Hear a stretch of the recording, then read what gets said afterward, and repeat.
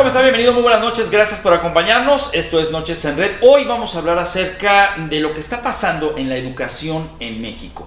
Mexicanos Primero es una asociación, es una institución que llegó para evaluar el trabajo de la educación que se imparte en las escuelas públicas privadas y hace una especie de monitoreo, estudios que nos ayudan a entender, más allá de lo oficial, la realidad de nuestros niños y adolescentes en un país que incluso está despertando después de la pandemia a otra clase de formas de educar y aprender. Itzia Goyaz es directora de Mexicanos Primero, capítulo Jalisco. Gracias, Itzia, por acompañarnos. Bienvenida y buenas noches. Buenas noches, Ramiro. Pues muchas gracias. Gracias por la invitación para conversar.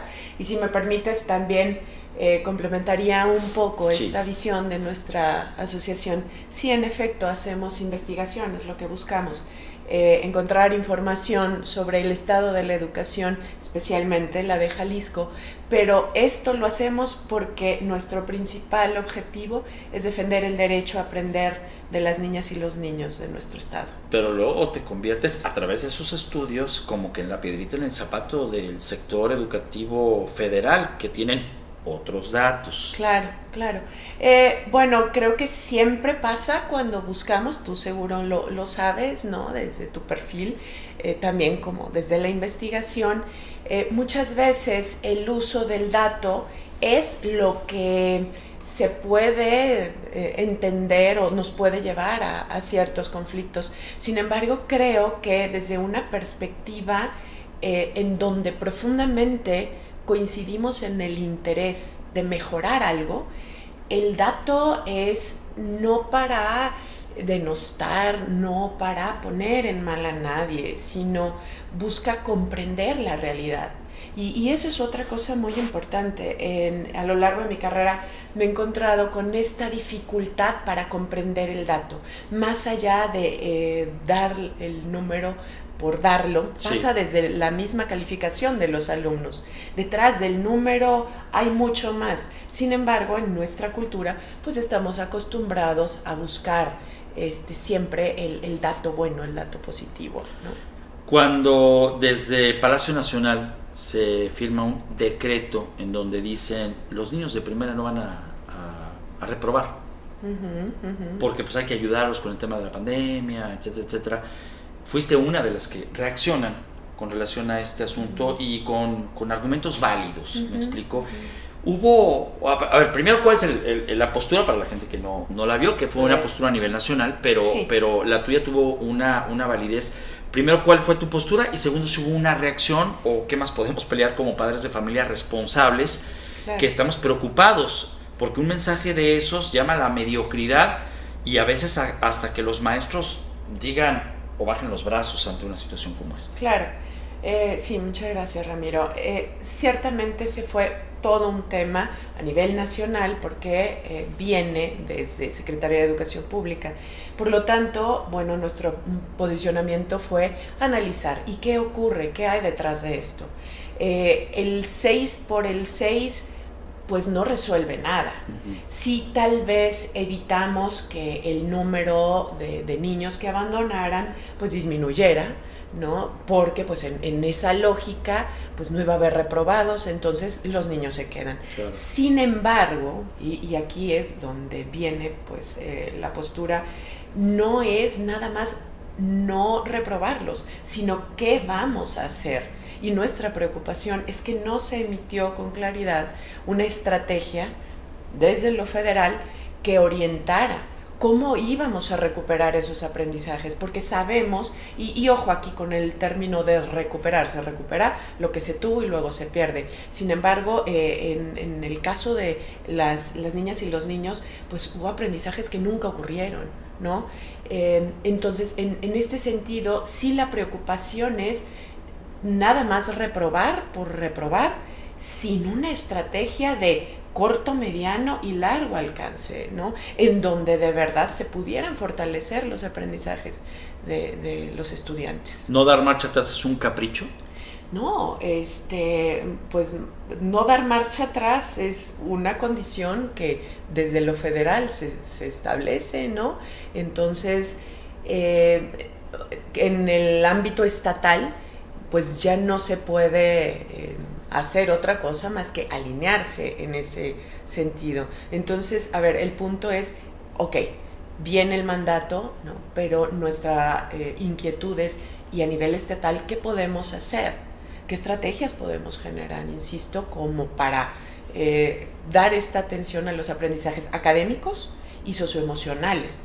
Que al parecer, y en voces de los maestros y a partir de lo que hemos conversado, ese es donde se está centrando las principales preocupaciones y ocupaciones, debo decirlo, también de los maestros y maestras. A ti y a mí nos tocó estudiar en una misma línea, sí. Pero las nuevas generaciones están experimentando con libros de texto cuyo contenido ha sido modificado de una forma brutal, es decir, la historia que tú y yo aprendimos en los libros, en la materia, ya no es la misma. Están modificando el tema de la cultura, están modificando el tema de los contextos para un beneficio ideológico. Lamentablemente no pudiera afirmar o decir que es tal, Ramiro, porque siempre hay una ideología. Detrás de cada libro de texto hay una ideología. Esta ideología es diferente a ideologías anteriores, pero todo libro, todo posicionamiento encierra una forma de pensar. Claro, las actuales propuestas seguramente irán en esa línea y tendrán que ver con la forma de pensar del gobierno en turno. Y ahí también nosotros creemos que una petición de los maestros es una mirada más profunda y más de largo aliento, y que no tenga que ser un tema que sexenio tras sexenio se tiene que estar modificando. Una verdadera estrategia que facilite los aprendizajes, que favorezca los aprendizajes de las niñas y los niños, más allá de que vayan y vengan ideologías. Por lo tanto, el pensamiento crítico y reflexivo aquí es una clave, ¿no? Más allá de qué te dice el libro, es que tú tengas la capacidad de leer, entender y tomar tu propia postura respecto a eso que lees. Y eso es lo que nos preocupa. Y más allá, insisto, de libros van y vienen, ¿no? ¿Qué es para mexicanos primero y los estudios que tienen la mejor educación, la pública o la privada? Uy, qué pregunta. Te lo hago porque sí. Finalmente las voces dicen, no, es que porque mi hijo va en un colegio, no porque mi hija va en una escuela pública, es por el tema de las tradiciones. Y te lo pregunto porque Jalisco es muy tradicionalista, ¿no? Entonces, tus hijos, tú estudiaste en una escuela y quieres que tus hijos continúen la herencia. ¿Por qué? Porque ahí tuve al mejor maestro, tuve a la mejor maestra. Claro, los tiempos cambian, etcétera, pero te hablo sobre esa tradición en donde de pronto los padres jóvenes hoy dicen, ¿en dónde pongo a mis hijos? Claro, y con mucha frecuencia desde hace muchos años me hacen esa pregunta: Itzia, ¿cuál escuela recomiendas? ¿Cuál escuela es la mejor? Y yo suelo responder: en donde veas a tus hijos felices, plenos y que aprenden, que disfrutan ir a la escuela. A ver, Ramiro, los datos nos dicen que así como hay escuelas privadas muy buenas, hay públicas extraordinarias y viceversa, ¿no? Entonces es casi imposible decir eso. Que sí creo que tenemos que pensar en que nuestras escuelas sean lugares que inviten a los niños a ir. A mí me preocupa mucho que actualmente le preguntan a los niños y muchos dicen, híjole, no. Sobre todo de primaria en adelante, parece que algo hacemos en las escuelas en donde los niños ya no están tan enamorados. Claro, no son todos los casos, obviamente, pero lo ideal sería escuelas en donde el aprendizaje no es, ¿cómo te diré? Desde la imposición o desde una mano férrea, ¿no? Sino desde cómo entendemos a los niños, los escuchamos. Y fíjate que eso tiene mucho que ver con lo que comentábamos hace un momento. Cuando no escuchamos a los niños y tampoco escuchamos lo que necesitan, lo que los motiva, pues entonces estamos generando una educación adultocéntrica, desde lo que creemos que debe ser, porque tú y yo lo aprendimos. Y no nos tomamos el tiempo para escuchar al niño y entender qué necesita. Y como dicen los acuerdos internacionales en atención a los niños y a la educación, no nos hemos centrado en buscar por así decirlo, la mejor versión de cada persona desde su propia identidad, respetando quién es, las inteligencias que posee, las habilidades con las que ya nació, ¿no? Y queremos a veces encasillarlos en algo por un deber ser que no hemos analizado de manera crítica y con relación al contexto. ¿Se modificó la manera de enseñar y aprender post-pandemia? Yo esperaría que sí. Sin embargo, nos encontramos que no en todos los casos. Por supuesto, en Mexicanos Primero Jalisco acabamos de entregar el premio EduPrácticas, en donde se reconocen prácticas sobresalientes de docentes. No te imaginas la creatividad, el entusiasmo, el amor, la pasión puesta ahí. Estos maestros que aprendieron cosas de la pandemia, las retoman o las hacen vida, las incorporan y dicen, vamos por aquí. Sin embargo, no es así en todos los casos. Yo he encontrado también casos con escuelas que dicen, ay, qué bueno, ya volvimos a lo de antes. Y yo digo, no debemos volver a lo de antes. Porque justo la pandemia lo que nos vino a decir es, hey, necesitamos hacer algo diferente.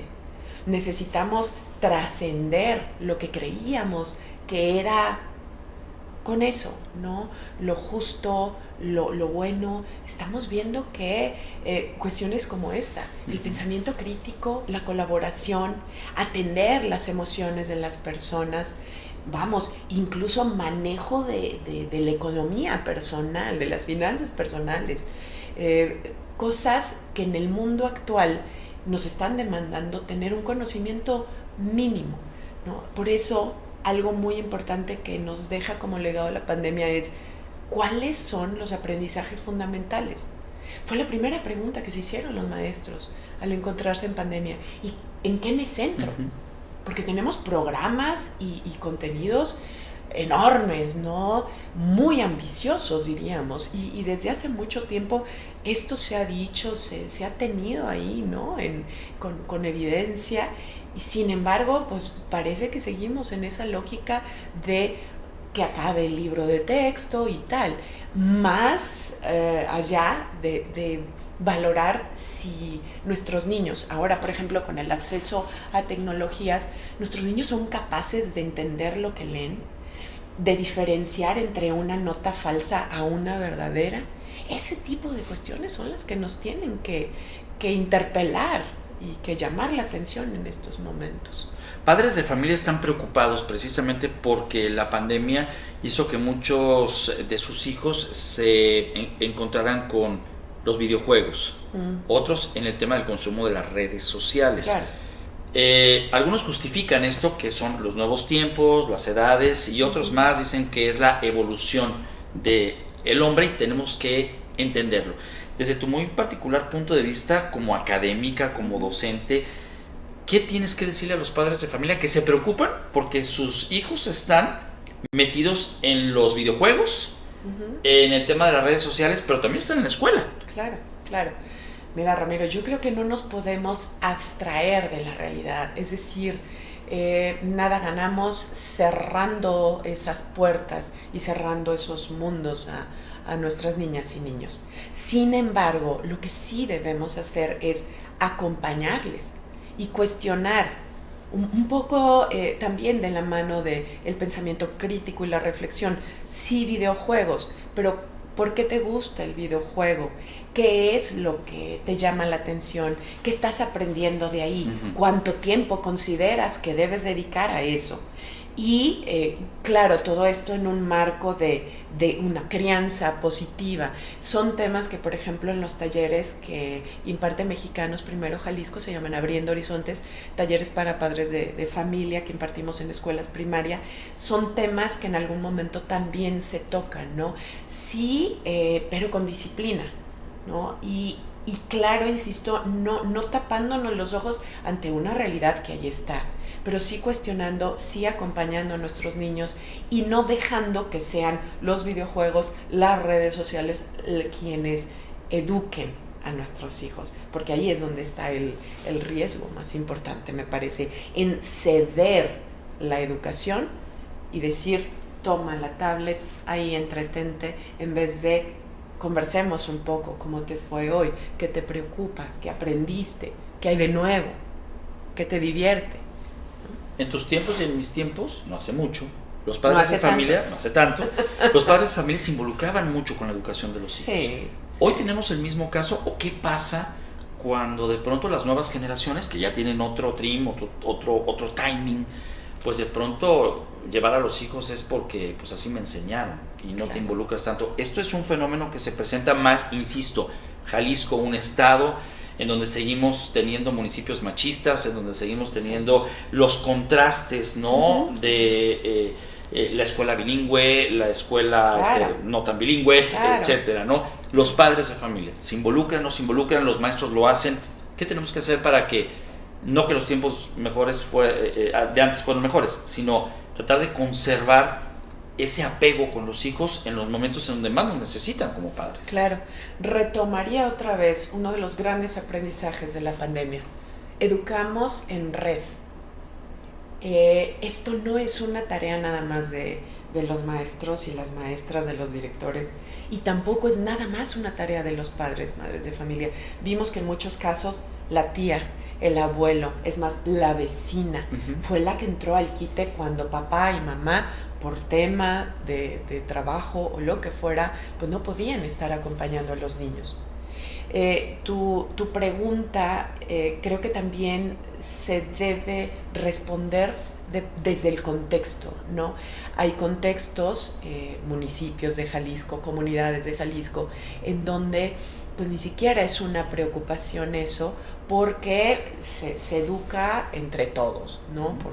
Como cuestión cultural. Sin embargo, creo, en las grandes urbes, como nuestra querida zona metropolitana de Guadalajara, los tiempos, los trabajos, los empleos ciertamente de padres y madres de familia hacen muy difícil encontrar estos espacios.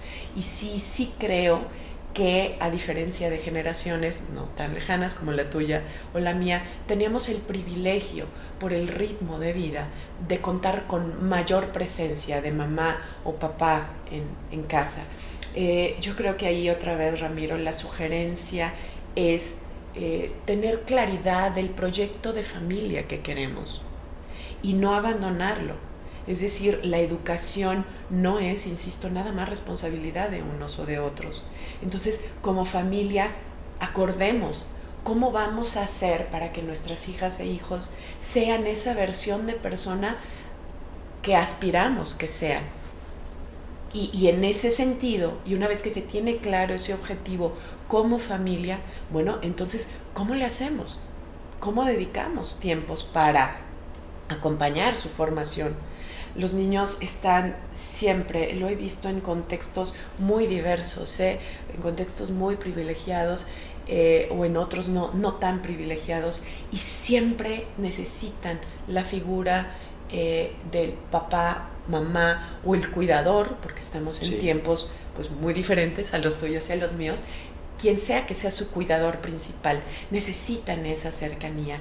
Eso sí no cambia en cualquier contexto, y me atrevo a decir que casi en cualquier edad, sobre todo de su edad formativa, ¿no? Necesitan esas presencias. Mexicanos Primero advierte no solamente el seguimiento de lo actual, sino también tienen un antecedente y se preocupan mucho en el futuro, y creo que es la base. Incluso tú como directora pues vienes también de un tema y más en una institución como es el ITESO, que son muy metódicos en muchos aspectos, muy científicos en otros.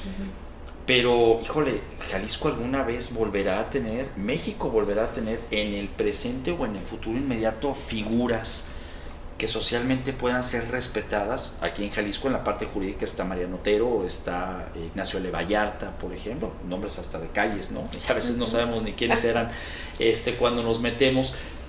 Nombres de próceres que están ya metidos en colonias o en calles.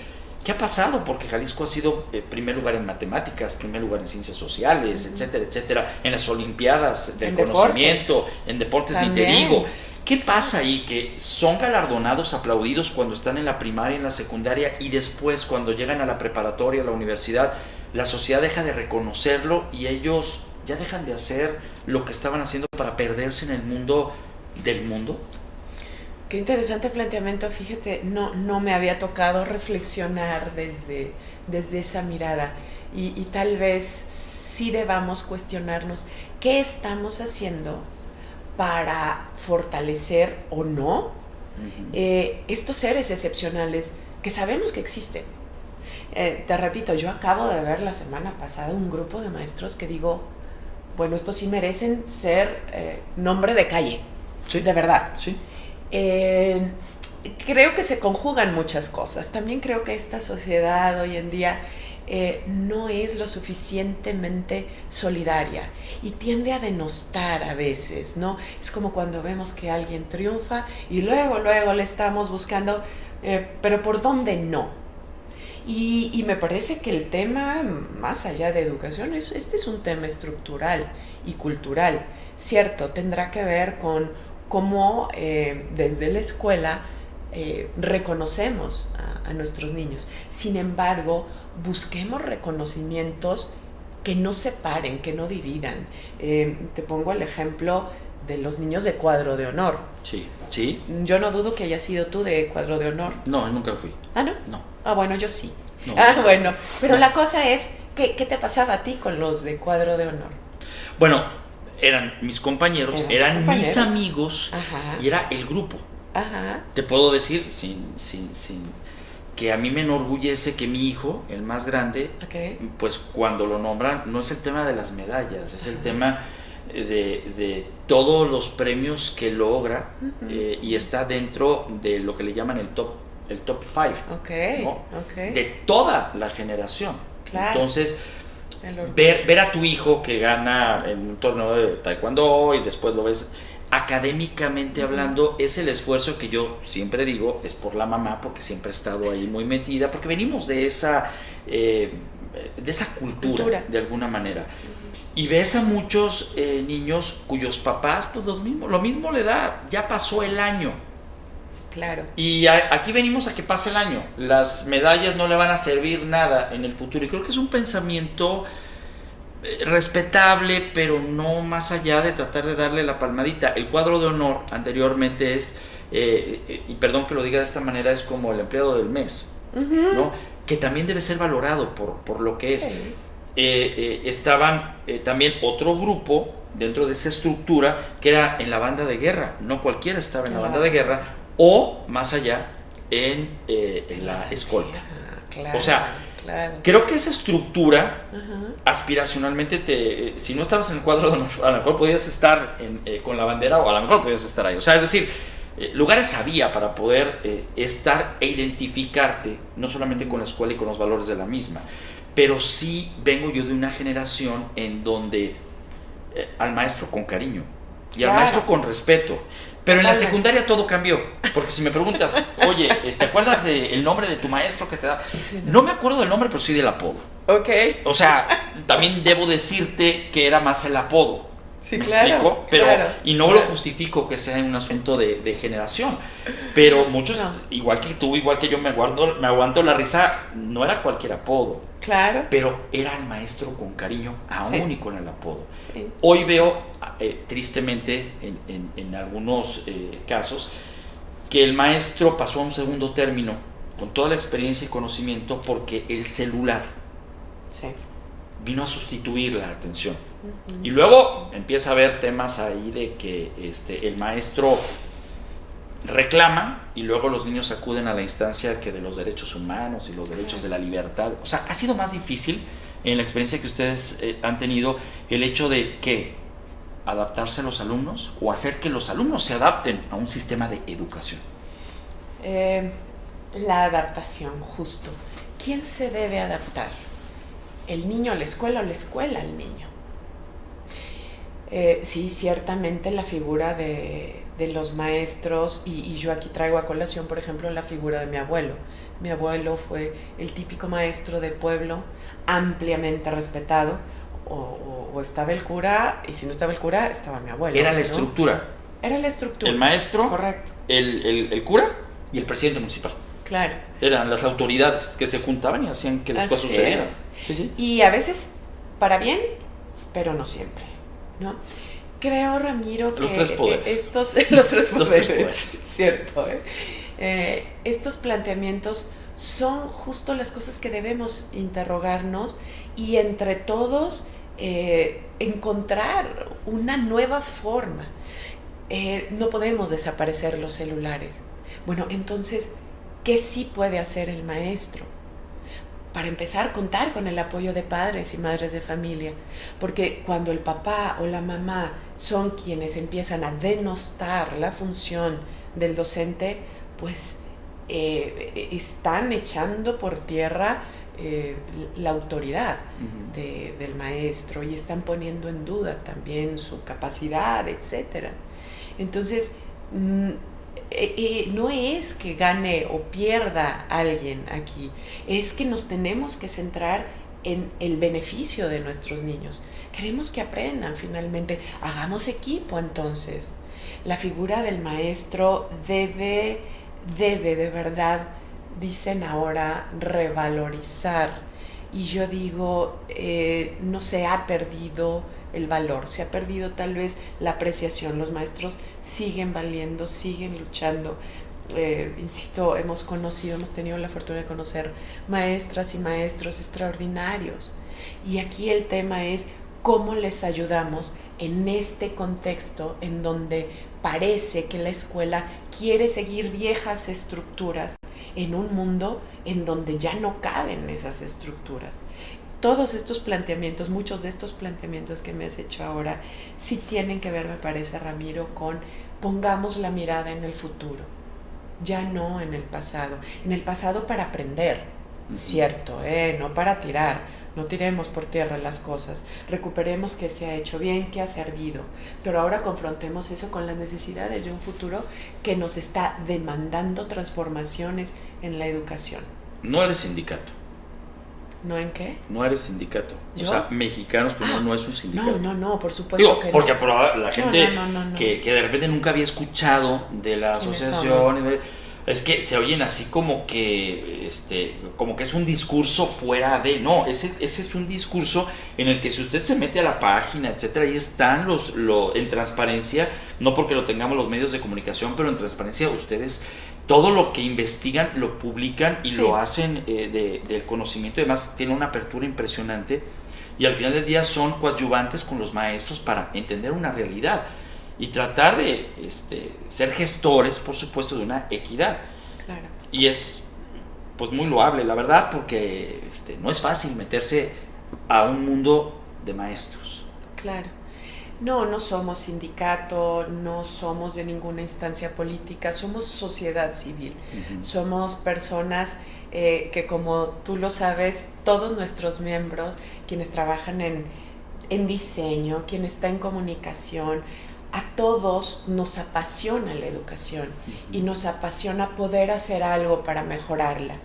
No creemos tener la única voz, por supuesto que no, pero sí somos un grupo de personas que busca que esto mejore y lo único que queremos hacer es poner nuestro grano de arena, ¿no? Como tú decías al inicio, tratando de entender qué pasa a través de la investigación, a través de acompañar a maestros con talleres, reconociéndolos con eduprácticas, acompañando a familias con talleres de abriendo horizontes, etcétera, ¿no? Eso es lo que queremos hacer. Seguramente nos vienen muchos retos, vendrán más cosas, estamos en una etapa de aprender que hemos caminado en estos 10 años, de identificar qué podemos mejorar.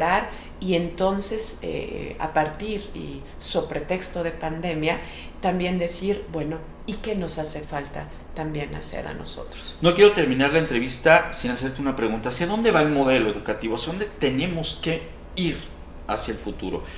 Porque en los discursos políticos siempre entra el tema de las comparaciones, que si Finlandia, que si Estados Unidos, que si Londres, que si la Universidad de Roma, etcétera, etcétera, pero nosotros tenemos una realidad muy diferente, incluso en Hispanoamérica. Correcto. ¿Hacia dónde tenemos que ir?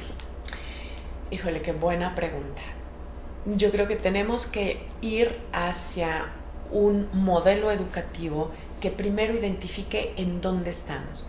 Es decir, que no tenga miedo a evaluar, que no tenga miedo a encontrar en dónde están los problemas, dónde están las cosas muy buenas y que pueda potenciar eso. Estamos mal entonces desde el principio, con esto de que los niños todos van a pasar. Y de que más bien no sabemos cómo estamos. Correcto. Desde ahí ya hay un primer reto, lo plantearía así. Una siguiente cuestión es ser corresponsables. Medios, sociedad, pero también municipios, también empresarios, obviamente los agentes escolares, docentes, directivos, involucrar a los niños. Es decir, esto tiene que ser un modelo estructural. No puede quedar la escuela como un lugar aislado. Una siguiente cuestión, reconocer nuestra realidad. Justo por esto, no podemos tener fórmulas mágicas, porque cada escuela es diferente y tiene necesidades diferentes. Pero ¿qué entonces sí podemos hacer? Acompañar a la escuela para que se logren estos aprendizajes y desde ahí tener una mirada puesta en la equidad. Y esa equidad tiene que ver con saber qué necesitamos para entonces poder acercarlo. Y yo he visto ejemplos maravillosos de colaboración y creo que se puede hacer. Me refiero, y como para tratar de cerrar esta pregunta, tendría que ser un modelo educativo consciente de su realidad, desde la evaluación, desde la investigación, honestamente preocupado por los aprendizajes integrales de las niñas y los niños, no solo centrándonos en lo académico, porque ya vimos que lo socioemocional es sí o sí, correcto, indispensable, y un modelo que sí sea estructural y que nos involucre a todas y a todos. Itzia, te agradezco muchísimo que nos hayas acompañado esta noche. En realidad, las veces que yo he tenido la oportunidad de estar con Mexicanos Primero, no solamente aprendo, sino también advierto que más allá de una preparación, hay una preocupación constante, porque esto no es solamente de modas.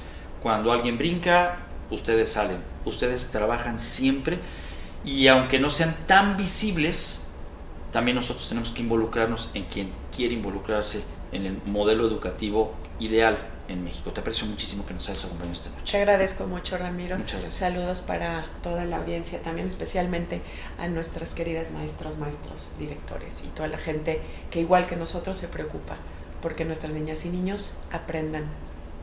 Muchas gracias. La gente que nos ve en Perú, en Venezuela, la gente que nos ve en Ecuador y la gente que nos ve en televisión abierta en Panamá, quizá este programa, que pudiera estar centrado en un estado aquí en México, puede de alguna manera tener la realidad de alguna provincia en donde ustedes se encuentran.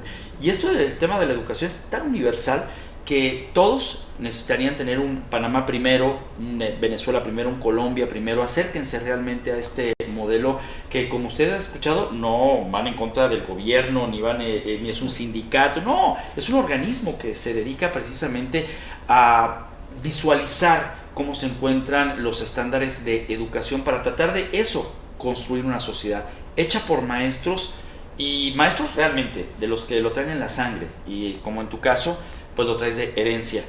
Así es. De un lugar en donde pues la estructura formaba parte de las decisiones. Así es. Punto. Muchas gracias, Itzia. Gracias. Gracias, pásala muy bien. Gracias. Buenas noches. Saludos.